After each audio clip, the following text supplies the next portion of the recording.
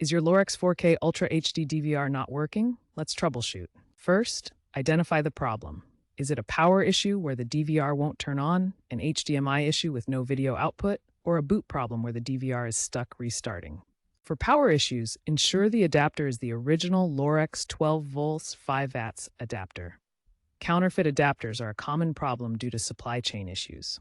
Check for loose connections and test the power outlet. For HDMI problems, use a certified HDMI 2.0 cable to support 4K resolution and try a different monitor or TV. A bent HDMI pin can also cause issues, so inspect the port carefully. For boot problems, firmware corruption is a frequent cause.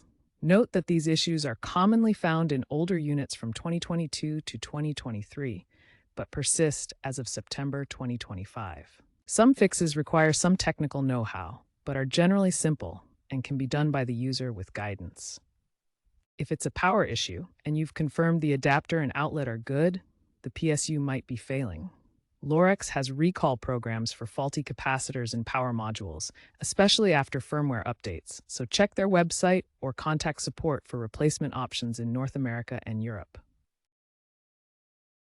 For HDMI, after verifying the cable and port, ensure your TV or monitor settings are correct and that the DVR's output resolution matches.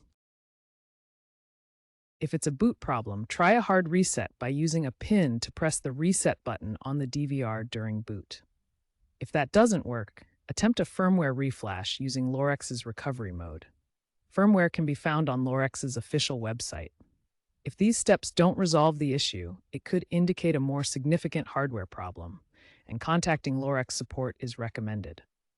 Note that Lorex updates now include power surge protection to help future-proof your device.